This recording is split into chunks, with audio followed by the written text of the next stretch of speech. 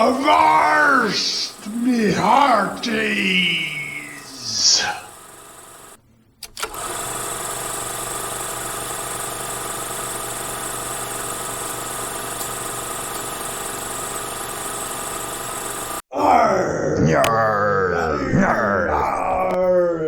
Avast me hearties and raise the mainsail and butter up your poop deck. No! As we've done, welcome back as always to Maybe Movies. Thank you for joining us.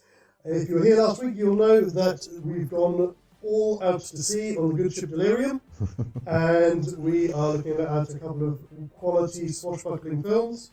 We have The Pride of the 21st Century, Pirates of the Caribbean, Curse of the Black Pearl, and I think it was the last of the Harryhausen Sinbad films. I think so, yes, it was. Yeah, from 1973, I think. Right, there you go. Which is the Golden Voyage of Sinbad. And we've decided to look at the Golden Voyage of Sparrow first. Indeed.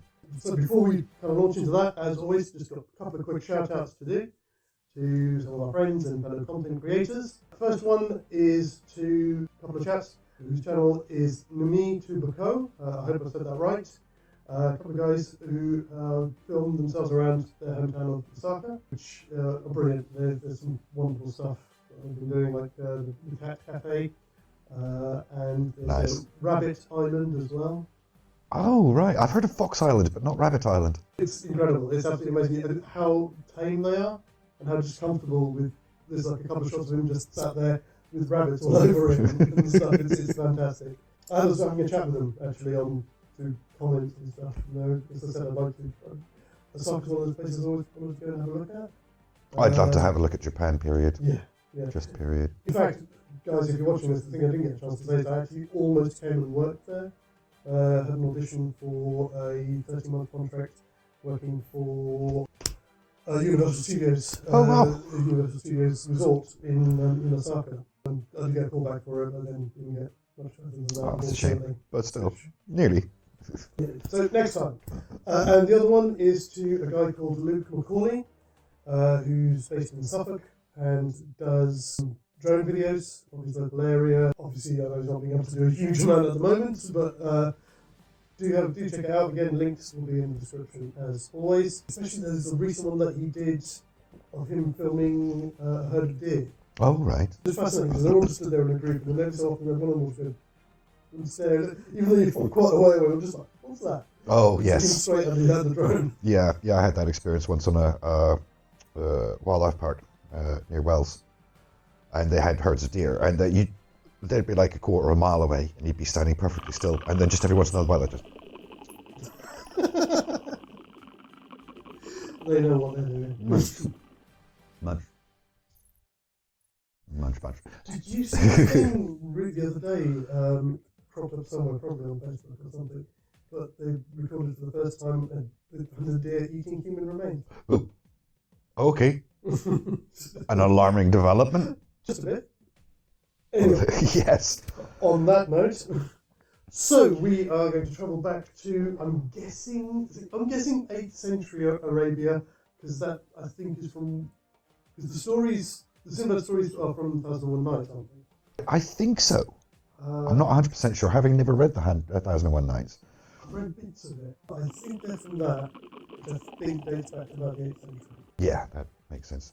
Can't be much earlier than that because Islam. Exactly. So we are there, we are taking Captain Jack with us, or rather we are following Captain Jack there. Yes. How Yes, he we are. gets there is a mystery. He starts as he does in Pirates of the Caribbean. You find him adrift in a boat that's rapidly sinking. I always just imagined a mysterious storm. Yes. It's the sea, isn't it? Yep. It is the sea, a mysterious storm. And we find him adrift, presumably somewhere in the Gulf of Persia. Or roughly in that region, isn't it? It would have to be, yeah. Right. Get my notes the right way around. Here we go. And I'm just going to say it now. We're going to do the whole everybody speaking the same language here thing, aren't we? Yes, I think we're going to have to. Just for the sake of the movie. Exactly. Yeah. It wasn't a thing in there because I was thinking about that with Caroline Munro's character, Mariana, so she must be European. Exactly, that was the thing. And when I first saw on IMDb, I thought it was Margiana, which I thought, well, okay, that's a bit of an unusual one, but that's possibly. And then on the actual film, it names her as Mariana. Yeah. It's very clearly said multiple times. So yeah, she must be somewhat European. And let's be honest, I mean, there was trade with those regions. Oh, absolutely. Yeah. I mean, look, Roman Empire. Exactly. Exactly. So it's not at all inconceivable. For me, I don't know what you've got for my first scene. I have the opening. Yes, it's our introduction to Jack, and it's the introduction to the story. I mean, he has his vision, doesn't he, and everything. It all happens in that opening scene. Which is the first thing. We don't have a rather arrow-happy, as opposed to trigger-happy, crewman to shoot Kura's minion out of the sky. I see what you're saying. Well, of course he could shoot it, but, then he'd have problems. I don't know. See, I was trying to think about it the other day, and I was like, well, could you do something really, really contrived, like he's got something that he's left where he's up on the mast. Mm-hmm. He's got something, or maybe he's down in the boat. He's left something up on the mast to attract seagulls for food. Yes. And it attracts that instead. And he's got like a snare or something set up. No, that's brilliant. That is Gold Star. Oh. Yes, because it's a sort of bizarre concoction that Jack might very well come up with. Yeah. Yeah, definitely. That'd be the way to do it, because it did seem unusually attracted to the boat, didn't it? Yes. Yeah. So no, that's great, because that just solves that problem straight away, and it shows us the mind of Jack a little bit as well. Yes, absolutely. He has it all set up. We follow the minion in, and it kind of circles around. Maybe Jack's just like prone in the bottom of the boat. I was figuring, like, it's like the storm's passing. Maybe he passed out and he's just woken up and like. He was like. Looks straight up the length of the mast, and you can just see this thing with hands and wings. Yeah. Kind of playing with the food. Maybe it's probably around his foot or something. And kind of spirals down. I mean, because the thing dies. Yes, it does. Yeah. It could simply be that when he pulls it taut, because it's basically made out of clay, he just pulls his head off. Oh yeah, it just popped off. Yeah. And then the piece of gold falls into his lap. Oh, and of course, it's a shiny thing. Thank you very much. Of course, Jack's going to pick it up. There's no question of that. And then, as you say, you get the vision. And then we have the vision, and exactly. Discombobulated Jack, I'm assuming. I mean, again, he's no stranger to weird and wonderful things, as we get that suggestion right from the beginning. Yeah. But yeah, that's sort of it. What's this? It's like a really bad drunk, but with no rum. Exactly. Well, that could be it. He could even just think he's been out here too long. He's starting to see things. Yeah. It's like a mirage. Yeah. Oh yeah, that would be the thing. So and guess what? There's a storm next. So the storm comes back around. There is, isn't there? I forgot about that. And that's it. Washes them up on shore, isn't it? Or nearly on shore. Mm-hmm. Of course, in this case with Jack's boat, it will be just up on shore. You think he's trying to eat the minion? Probably not. Well, I think it might be in his mind, but if you remember, it kind of turns into ashes when it dies. It does. So he might like go to see if it's eaten or something like that, and it'll just yeah. Yes, of course, I forgot about the storm at the beginning there. I'd forgotten about it until I just looked at my notes. So I was like, yep, next scene, storm, blown off course. Yes, because I suddenly thought they went from there straight into where he sees Kuro on the bank, on the shore. No, because he during the storm he dreams again. He like re-sees the vision. He's dreaming of Mariana and some other stuff, isn't he? In the vizier. Yes, of course he does. Yes, you're right. So that's going to be interesting because he's in a boat that has no top. Yeah. Or no below decks. Yeah, I think it'll be a shorter sequence. I think perhaps he'll just get blown, just shipwrecked up on shore almost immediately. I think, because you're right, the boat he's got no. Yeah, it's not going to take it. No, it's not going to take it, and he's got nowhere to sleep it off. As you say, there's no below decks. It's a boat with one mast. So we could do that then, as you say, he gets swept ashore, possibly even climbs up into the mast as well, because it's the only bit of the boat that's not submerged. So we can almost mimic what happens to him in Castle Black Pearl. Instead of running into the harbour, into Port Royal, Just runs around. Yep, runs aground, yeah. So maybe he passes out on the beach and has the dream there.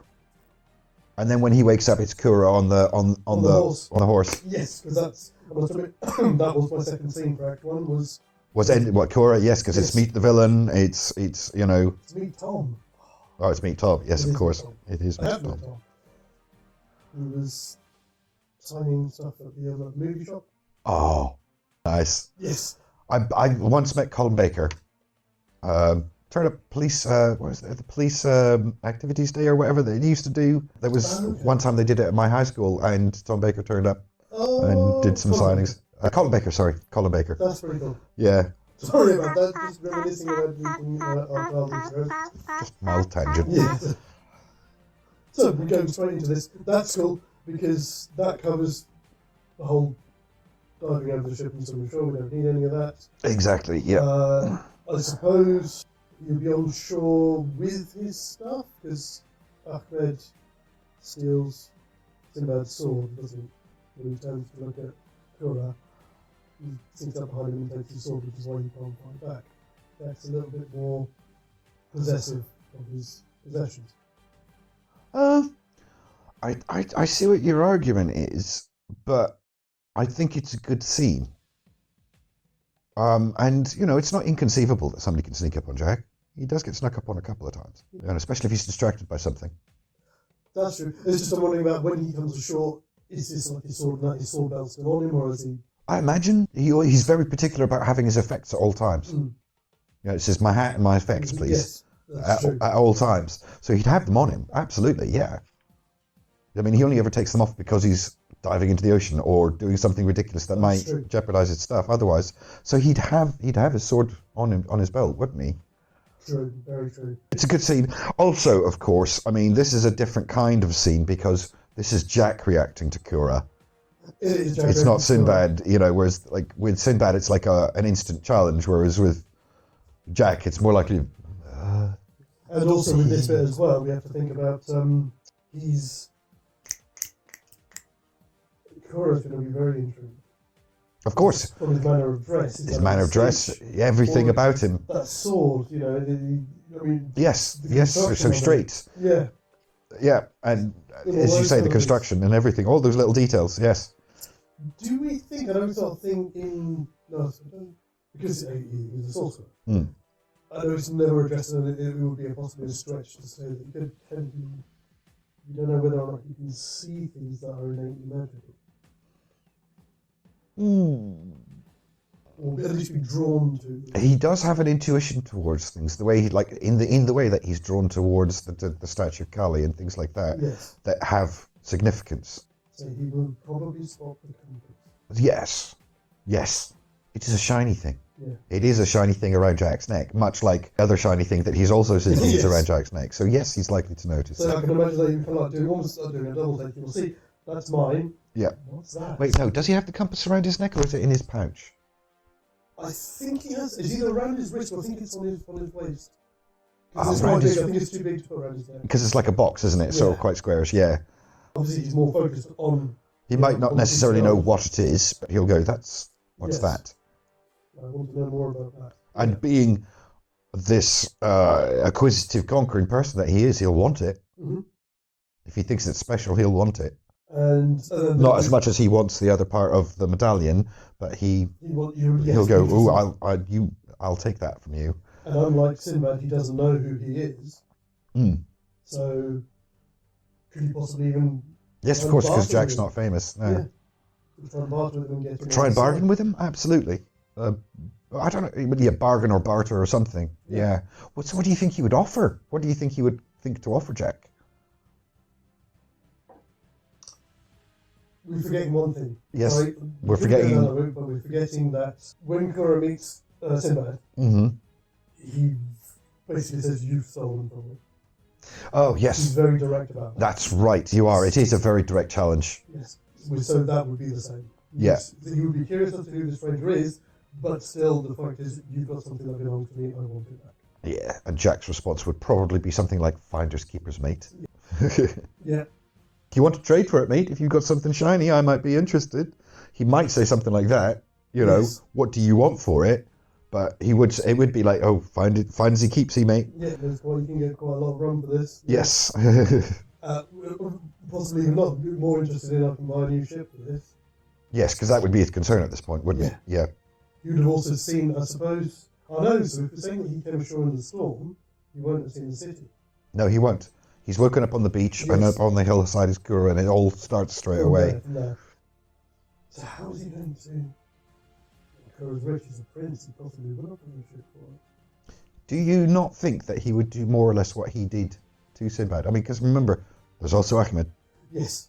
I think this is the I mean, he might be bargaining, but I think ultimately he'd intend to probably just kill him and rob him. Yeah, of course, yeah. Again, as it's that difference there between, as Barbosa quite rightly says, people are easier to search when they're dead. Yes. So while he's having this bargain... Which is great, because it calls a parallel to Barbosa, so we've got the two villains on a parallel now. That's very good. Another gold star there, buddy. No, to you. Really? Oh, okay. I just said it, but you're the one who actually put the connection together. Oh, yeah. I just said it as I think, I might have thought about it as I was saying it, but you thought it first, so... Yeah, he's very much the villain, and it's, as you say, people are easy to search when they're dead. I think this month they're not gold stars, they're doubloons. Of course they are. Of course they are. Which reminds me, I have a tiny treasure chest. Oh! Which was bought for me by some friends, and you know who you are, because from many fantasy role-playing games, I seem to have a certain love of treasure. Well, no matter how broke you ever are, you've always got your treasure. Exactly. I should have put it on the thing, and that's going to sound fun on the sound. I've just hit my mic, but never mind. Anyway, let's put that on the side. Right, as we were saying. Yep. Yes. So Ahmed will come up behind him, just this time rather than taking Jack's sword, he's just armed. You may as well just make him armed. Because he's only armed in that scene originally because he takes Sinbad's sword. Oh, I see what you mean. So we can just have him armed this time. Comes up and puts his sword into Jack's back. Yes, Jack is the sort he'll just put up his hands. He's not the sort to fight when he thinks when somebody's got the drop. He's always waits for that opportunity. He's not like Will. Will would fight. Yes. Jack doesn't. Yeah. Yes, you're right. The, so there would be the old opportune moment. Yes, absolutely. We do still need to have that moment turn around. We still need the chase to happen. Yes. Because that drives him to the city, to the vizier, and ultimately to his goal. Exactly. So it needs to happen. And how are we going to do that? I must admit, at the moment, I'm not sure. I'm tempted to. It feels a little cheaty, but it's not really. It's to hand wave it with a bit of Jack, is what we'd have. He'd start with some pattern. He'd be doing some odd thing, and he would just distract someone, distract Ahmed enough to either disarm him or get an opportunity to draw his own weapon, or do what Sinbad does, which is grab the other horse, isn't it? I think that he knocks Kura off his horse, doesn't he? No, because Kura chases him. There are two horses involved. I figured he stole Ahmed's horse. Yes, he must have done, yeah. So maybe that's while he's trying to figure out what to do, Ahmed's horse just kind of makes a noise so he knows it's there. Yeah. Makes, as you said, there's a bit of Jack. A little bit of manoeuvring around as he's singing and being all confusing to them and doing his thing, and then boom, disarm him temporarily, grab the horse and leg it. Yeah. And then, of course, Kura would pursue. Kura pursues, and then he gets to the town. To the city gates. He sees the city and just goes, we'll head there. I mean, that covers my first two for Act 1. I mean, I take it, was that your number 2 as well, the second scene, the bit with Kura? It's an important scene. I mean, there's a lot of scenes in the first act, but I think no, I don't think that's my choice for scene 2. I don't think it is. Yes, I think it's. It's a tough choice there. I think it's the scene with the vizier, especially when he takes him down to the temple under the city, where he figures out that that's a very Jack moment. It wasn't a scene I put in, but I did make a couple of notes in it. So. We've seen Jack being odd. We've seen Jack being curious. This is Jack being clever. Yes. It's the first time we see him. Like, it's not just he's just some really raw bloke who somehow gets away with it. Yeah. This is him. Like, oh no, I see what this is. I get it. I can.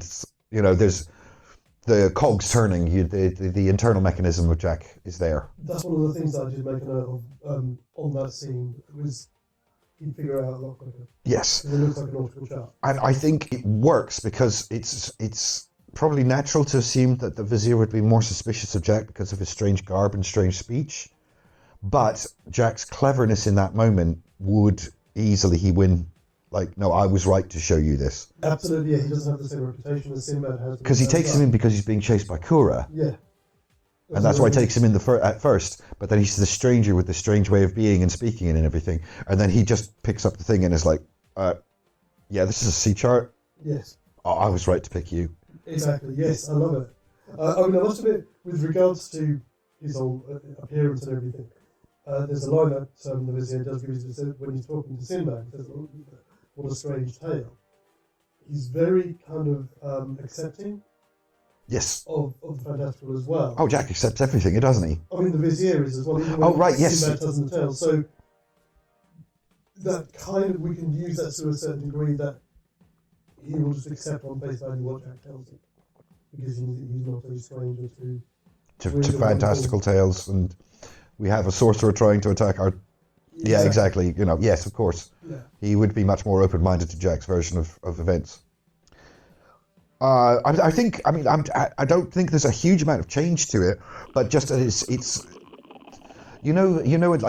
like earlier on when he would have noticed the horse. There's a little moments when you notice Jack noticing things, and this is one of those scenes where that would all culminate in a big reveal, yes, showing Jack's awareness and cleverness of things. And I just think it's a really good scene in this movie to show why he's suitable. Absolutely, no, I agree 100%. I don't really want to change it over much. You know, there'll still be the imp, the little scuffle and all of that stuff. I have to be, I was torn because I was also kind of dithering whether it was that and the story of Haroun.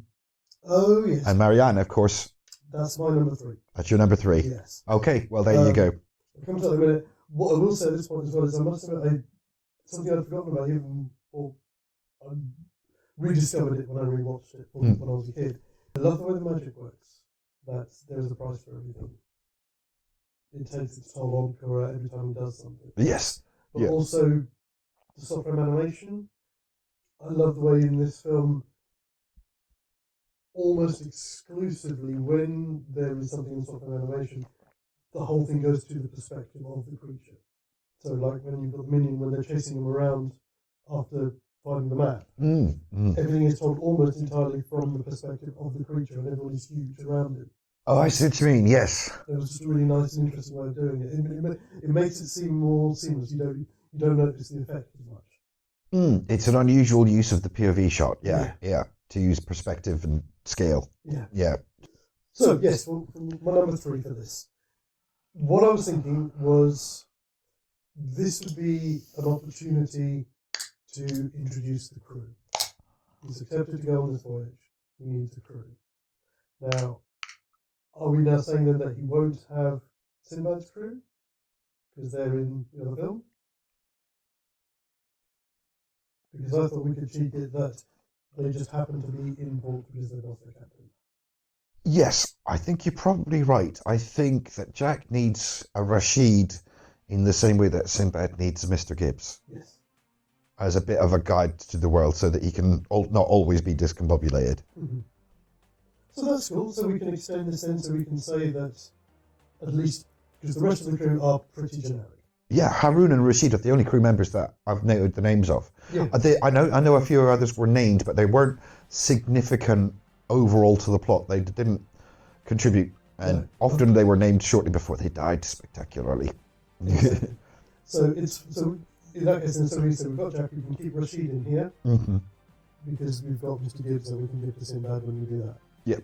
And as we established last week, Haroun Which isn't gives part of the crew until later anyway, or this point now is when he joins the crew. Well, you see, that's the thing, because after that whole scene with the Vizier and the fight with the imp, Sinbad is followed through the marketplace by not Ahmed, what's his name? Haroun's dad. Yeah, Haroun's dad. He does have a name, and I didn't write it down. No, and I didn't either. Akeem, that's it. Sorry, Akeem is Haroun's dad. But now we have a reason for Jack to be wandering through the market because he's going to look for a crew. Well, because I made a note on this, it's either he finds them in the market, or the Vizier knows that these people are in port, and he goes and meets them. So we can replace some of the scenes that would be in the original film with him meeting the crew. Yes. And then this night in itself turns into not just him wandering around the market, it's kind of a bonding thing for him and Rashid. They go out and have a few drinks. Or they won't because it's a dry country. Yeah. So they go out to have some hashish. Yes, indeed. Indeed. I mean, I don't know. There are suggestions that the crew are having fun at one point. Remember when Sinbad turns up and they've got the dancing girl and they're all a little happy. I don't know what they've been up to, but sailors are sailors. They are sailors, exactly. You know. But yeah, so this could be, again, we can have a bit of them getting to know each other. I don't know if it gets as far as having a fight, but just kind of sizing each other up. But again, this is, it's silly, but it's going to be one of those things, and you're going to use it in this movie. There will be lots of, why is there no rum? Yes. You know, where coffee house? But where's the rum? Yeah. You know, it'll be that whole conversation of him trying to grapple his head that he's in a world where there's no booze. Yes. and being Jack just unable to cope with it. I kind of like it. There's a lot of comedy in there. Somebody gives him a hook out instead. Yes. Ooh, yeah, then. That'll do. But yeah, so while they're sort of getting to know each other, that's when they run into Hakeem. Yes. Which leads to the meeting with Haroon and Mariana. Okay, so basically you want him to have to meet the crew before he goes through and gets followed by Hakeem. Yeah, I mean, we could replace that scene when he goes to the ship, as you say, and the To be honest, I do like your version. I was originally thinking it was the other way around, that he'd be on his way down to the port, going through the market to find a crew when he'd be followed by Hakeem.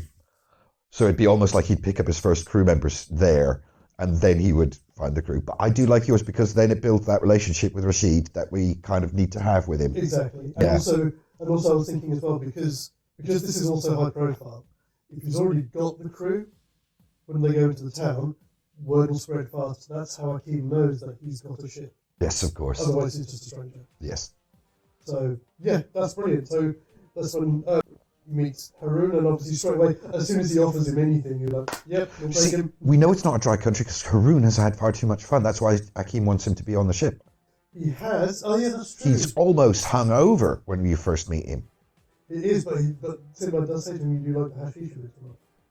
Does so he? Unless the all right. Yeah. Yep. Okay. Yep. All right. That'll be what it is.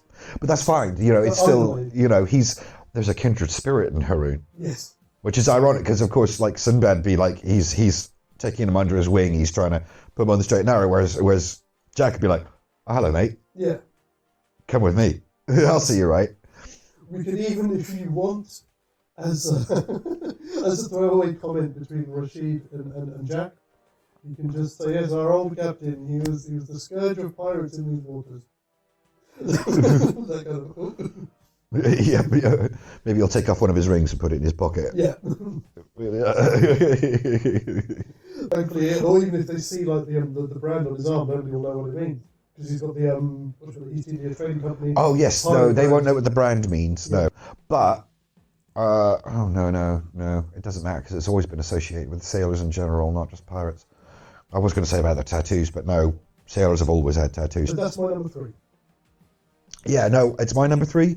Obviously, like I say, I feel like Jack would find a kindred spirit in Huron, and also, of course, Jack would be Jack around Mariana. Like, first, he probably wouldn't even see the symbol in her hand. It would be just, hello, darling. Mm-hmm. Take off his hat. You know, do the whole thing. And then when he gets close to her, maybe she'd put out her hand to him or something, like, to stop him. Yes. And then he'd be like, he'd grab her hand and go, where'd you get that? Or something. And then he'd be intrigued about her for other reasons. In the same way that he got intrigued about Will when he heard his name. Yes. And yeah, he wouldn't be as Turner, eh? He'd be a lot more subtle about it. Like, oh yeah. You'd notice it, but probably won't address it straight away. Yeah, which would be great, because then he would connive to say, all right, I'll take the boy if you give me her as well. Yeah, which is more or less how it happens in the film, but it's, in the original version, it's her Hakeem trying to bribe Sinbad with the girl. Yes. Where in this case, it would be more like a case, I think, that Jack would gently barter for her. And it would be very much, I think, Jack being Jack is, there's no chivalry here.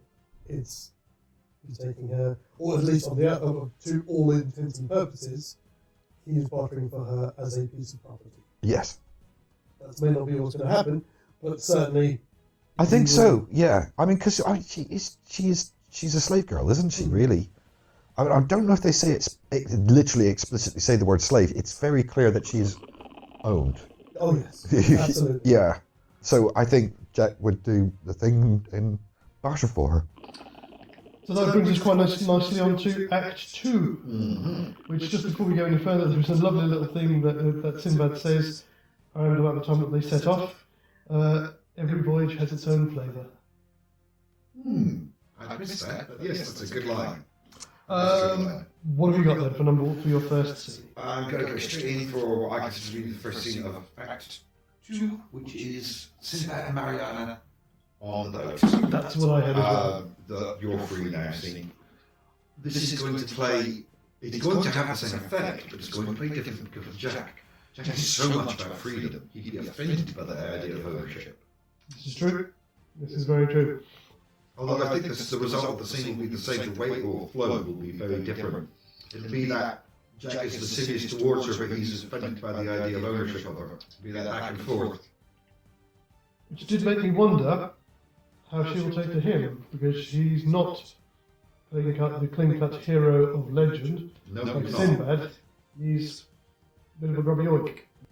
Yes, I think she'll be frightened of him, but very subservient at first. I think it's because of her fright. It will make her be even more like, oh, whatever you say, yes sir, of course master.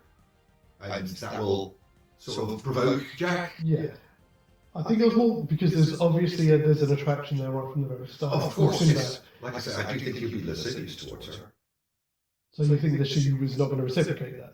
But she'd be frightened by it. I'm not sure that she is or isn't. I think she's just frightened by him and she doesn't know what he means.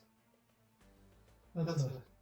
So like when he comes on to her, she goes extra subservient, which then provokes him to know. This is not. Yeah, I like that. I like that very much. Yes, have a doubloon. Yes. Yeah, I just want her to like him, but not because she has to. Absolutely. No, there was again. I wrote it down as how would you go, but I didn't have any answers for it. So that provides perfectly the answer for it. Yeah, it'd be this weird back and forth. And as soon as he gets into lascivious, she goes subservient. And Yes. he goes, No. And then this is and around and around they go. And is that I think where they get interrupted because they spy Cora following them, They spy her following them, and they decide to go into the fog bank. which was my number 2. Right, yes, because are you talking about the spell? I'm talking about the spell, but I'm also talking about in that situation. I'm trying to think if what Jack would do as a captain. He has a lot more tricks under his sleeve, possibly, because he's from a different age. Yes. Also, I think he'd be less screamy, runny, and or right. Yes. You know, he'd be the one. Everybody else is running and screaming, and chaos is happening, and people are dying. And he'll just And quietly he'd be go the guy in and the do middle it. going, righto. Yeah. Just quietly go and do a thing while they're doing all of that. Oh, didn't you know? Yeah. You know, hello, beastie. Yeah. Yes, absolutely. I think when they spot the fog, I don't think there'll be any prevarication on his. I think, to my mind, he'd think of it instantly because this is. I'm going to come to it in a moment. But he has the compass. No matter what happens, where they go, what they do, he has the compass. And he knows where they're going, he knows where he wants to go. So he's going to be really fearless of the go fog. Go fog. Rashid can say, "Well, I've sailed these waters before, but you haven't." It's fine. Yeah, it'll be fine. It'll be fine. But he won't do that. No. It'll be fine. Yeah. It'll be fine. No. Kind of getting ahead of ourselves. So yeah, we have the masthead was my choice for the first scene. I had that as an honorary. Yeah, that's an honorary. Yeah. Okay. Again, I think it's because Jack's reaction to it would be that much more different. I forgot I was wearing the badge. Oh, of course. Just because I think it works because Jack would be so different in his reaction to than the rest of them. You just think, hello, beastie, right? Off we go. Yes. You know, and it'd be this again. It's showing the difference between Jack's reaction to this world and everybody else's reaction to this world. I just feel it's a nice moment in him rising to the moment. Which again, I did make a note actually about that. It's a lovely moment of tension as well because this is where he does or doesn't win over the crew, Yeah. and that's just that. Do we listen to him? Don't we? It'll be fine. It'll be fine. It'll be fine. Yeah. I find it's going to probably play out the same way, which does bring me to my second scene. What's that to you? No. The statue. Oh, the masthead. The masthead. You know, no, the masthead is my first scene. Oh, that was your first scene. I do apologise. I thought no, I thought you were the same as me. I thought the scene with Mariana was your first. Oh, sorry, my second. Your second scene. Yeah. That's fine. Okay, so we bring on My honorary. Yeah, sorry, just to be. Sorry, guys. It's not like we planned this weeks in advance or anything like that at all. My honorary mention is when immediately after that, when they've lost the chart because the statue ran away with it. Of course, Sinbad, as has been pointed out to me, the difference between Sinbad and Sparrow is that Sinbad does with skill, and Sparrow does with luck. Yes. Yeah, so Sinbad has the skill to have memorised the chart already, so he has no problem. Jack has the luck of having a compass. Yes. And that's his little. Yeah, this will take us through. through. Yeah, his little moment when it finally comes out. This is why I've been so confident the whole time. I knew where we were going. Yeah, because this is, I think as well at this point, it's, as I was saying last week, this is a perfect example of, this is the kind of world that Jack always wished he'd been born into. He's a scallywag and a pirate because that is the norm for his age. But at heart, he is kind of like Sinbad. Yes. So this is swashbuckler. Yes. We're getting to that point there where he's been in this world long enough to feel like I can be this guy. I don't have to be this and nick everything. Because there's not people trying to. There's not. I don't know. We'll come to that later. Okay. Yeah. So do you want to go to the masthead coming to life as your number 2? Yes. The masthead coming to life as number 2, because I think that's Jack arising to the occasion. For the crew, you know, he's the one who doesn't panic. Who's like, fine, beastie. Yeah. You know, no problems, no worries. And then, of course, when everybody's like, oh crap, we've lost the chart. No. Yes. I know where we're going. Brilliant. But instead of pointing at his head, he pulls out the compass. I was wondering that if, because mastheads and that were very figurative, weren't they? It's to laugh sailors. So I wonder if that might they were actually meant to be the spirit of the ship. Yeah. So I wonder how Jack would react to that. The fact that not only has their masthead come to life and attacked them, it's also now off the ship. Well, no, that's what I mean. I think he'd be furious in the face of that. He'd accept that the way he accepts everything. Okay. Jack's that guy. He doesn't. There's nothing too extreme. No, that's true. That's true. I remember the Kraken. As he said, we don't plan this in advance at all, which is why we go round and round in circles and then they're back at the same place. So, yes. Okay, so I've got Meeting the Oracle for my number 3. Yes, I actually have Meeting the Oracle for my number 3 also. Although I do want to say just one thing that just occurred to me. There's actually a tiny lovable parallel between this movie and the other movie. Because like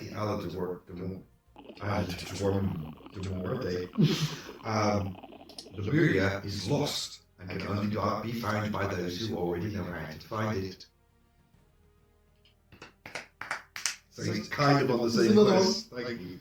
Yes, he is. Exactly. You know, obviously, the chart is the knowledge, but if you don't have the chart, you've got no way of finding Lemuria. It can only be found by those who know how to find it. If we wanted to, it doesn't even need to come up in this. He could have even heard of the legend. Well, he would have no doubt heard of the legends of Lemuria from his own time, so he may have even at one point considered going after it. Exactly, yeah. So it could literally be one of the things. It's not his heart's desire, but it's one of the things that's in his heart to desire at some point. Yeah, absolutely. Yeah. And now he feels he's got a chance to get there. Being close to the surface, the compass takes him exactly where he wants to go. So yes, Meeting the Oracle. So it's an interesting one because this is at this point I got to thinking whether this is the better choice of Sinbad films, because I think as you said a minute ago, or when we took a pause, there's no kind of ship-to-ship combat. It's the Sinbad film with the least action at sea. It's chase. Yeah. It's chase. Yeah. It's not a battle or anything. There's no battle or anything like that. There's no to and fro between it. It's just a race to a destination. Yeah. Yeah. Which is a bit of a shame, but that's fine, because again, they do that anyway. They're on and off land all the time in parts of the Caribbean. Yeah. Meeting the Oracle, again, getting there, go pretty much the same. Yes, more or less, yeah. You know, they know where they're going. They're following Kura, and he has the compass. There's multiple ways they're going to find their way to the temple. It's an inevitable fact. Yes. So, yes, it's going to play out pretty much the same way. I just wondered how. I mean, the only notes I made on this is because it's an interesting scene where you meet this being of immense power. Mm. And again, how is that going to be different to seeing Jack? Would he recognise him as a man out of time? It seems to have a very specific message that it delivers, but I see what you mean. I think perhaps it would. Because we're agreed that some sort of mischief has occurred of a supernatural or magical nature. exactly. Just to bring him to where he is. So yes, I think perhaps it would. And it would give, I think, a little bit more weight to the prophecy. Because it's like it's directed, you're the man of time. Yes. We've been waiting for you. Which vindicates the vizier's belief in or taking a risk on him, Yeah. which will endear Mariana to him even more because he is a man of destiny. And one of the things I've actually titled, there's actually, them arriving at the temple, but then there's the speech, which I simply labelled as Destiny is a place / the third tablet. Destiny is a place. And that would appeal to Jack so enormously. It's something you can find.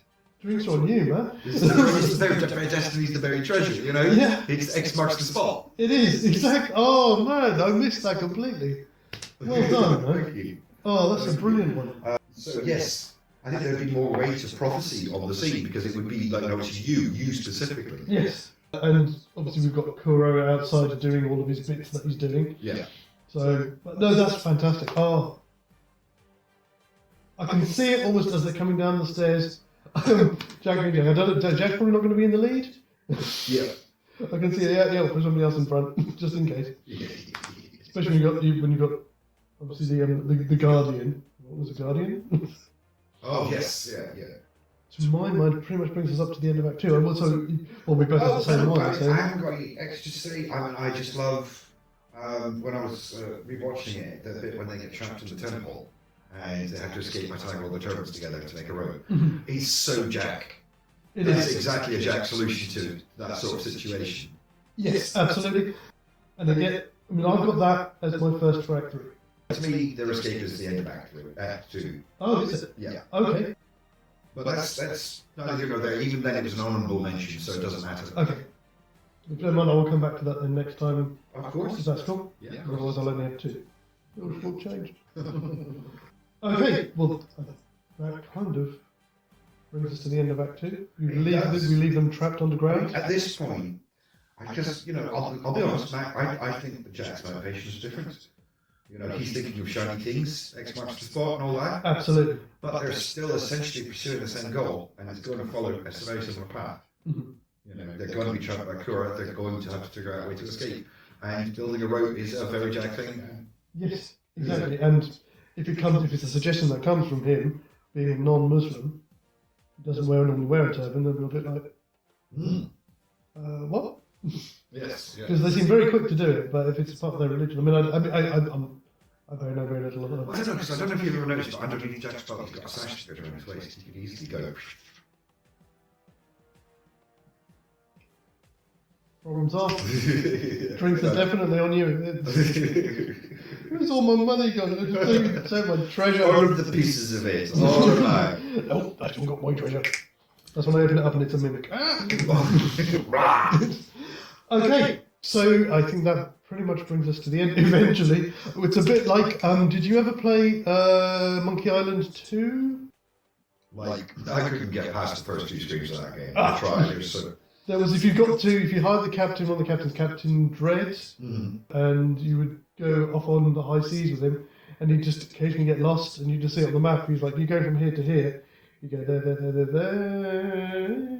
all the way around, and then eventually up to here. It's kind of a bit like what this episode's been. It's been a little bit like that, yeah. So, please do come back next week and join us when we will look at the end of the Golden Voyage of Sparrow, and launch into Act 1 of Sinbad of the Caribbean. Should be fun. Yes, and we'll see. I mean, this one's going well so far. I don't personally. I'm pretty confident in saying that we're not going to break this one. We'll see. I'm not sure about the other one, but I'm not this saying one we will. I'm just saying we'll see. That means he's got something up his sleeve, and it's not a bunny rabbit. No, it's definitely Anyway, everyone, please do take care of each other. As always, we are almost there, hopefully, maybe. Until then, we shall see you next time. Take care. As always, guys, GTFN and take care. Ba ba ba ba ba ba ba ba ba ba ba ba ba ba.